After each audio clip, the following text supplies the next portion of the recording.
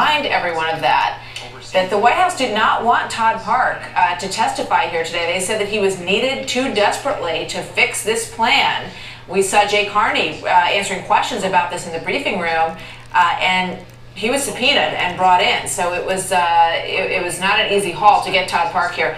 Let's bring back in Chris Stirewalt as we continue to sort of take a look at what's going on the Hill here today. And all of this, Chris, serves as a background for all of these members of Congress as they try to figure out what kind of answers they're going to give to their constituents when they go home over this Thanksgiving break, who say, you know, gee, this is not the way this was supposed to go. Right. My aunt and my uncle were not supposed to get letters in the mail saying that they don't have health insurance anymore, right? Right, and the high-tech, Gen X, cutting-edge, blackberrying with Scarlett Johansson president was not supposed to be terrible at the internet.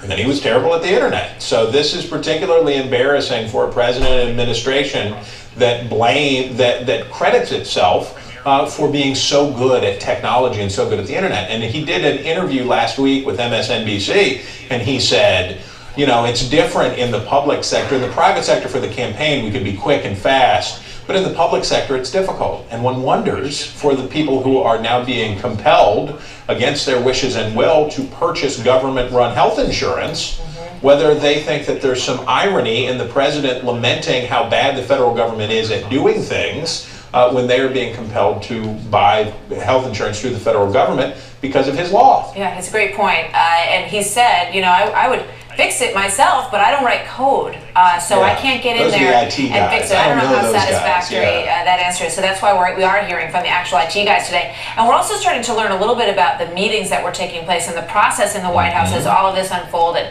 That basically there were meetings with Marilyn Tabner and meetings with Kathleen Sebelius and the president. And there's a little bit of pushback coming this morning because the president's saying, I went ahead because I was assured that everything was okay. So somebody, it looks like, was protecting the president from really understanding what was going on. At least that's what they're telling us. Right. Well, there is a phrase we like to use down here, you may have heard, called plausible deniability. Exactly. How do you protect the boss man when the going gets tough? Now, Mr. Park talked about how he was from the private sector. He no doubt would like to return there, but probably not return there under the cloud of saying it was his fault or this guy's fault. The scapegoating, the search for the fall guy is very much on inside the administration. You can see it. How high do they need to go? Does it need to be Sebelius? Will a lesser personage do? Can you take Mr. Park and say, well, they never told us that they were bad at the internet, so we're very angry at him, so he's being fired. How big does the takedown need to be for the president to stop the slide in his own accountability numbers? And will voters buy the idea that the president's signature achievement, which hung on this internet site, he didn't pay any attention to and let it just launch without ever checking? You know, we're learning a little bit about Mr. Park's private experience, as you just mentioned. Before the time he turned 40, he had established two medical online systems for insurance companies, so you can see where they thought that he would, you know, be a good guy to do this. Yeah. And another interesting thing that we're learning here, we learned from Mr. Bateman, who says that Amazon.com called him in the middle of all this and said, gee, you know, we know you guys are having a little bit of a rough time, and we do really well with coordinating the public in a marketplace. If you need any help, let us know. And Mr. Bateman, according to the emails, says, as you know, I have not been involved with healthcare.gov. He put it in arm's length. He said, I'm still trying to figure out how I can help these guys in this situation. But gee, thanks for the email, Amazon.com, and we'll get back to you.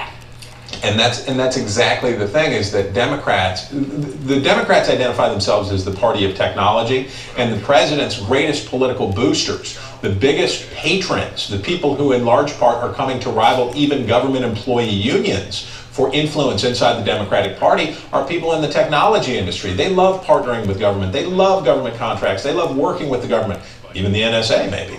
But we see this deep relationship. So they are baffled then that they could not build a website, that they would jeopardize and possibly end the hopes for a 100-year goal for Democrats to have universal government-provided health insurance, that they would risk all that because they couldn't figure out how to do a cockamamie website. Yeah, and Charles Krauthammer believes that it may be the straw that breaks the back of liberalism.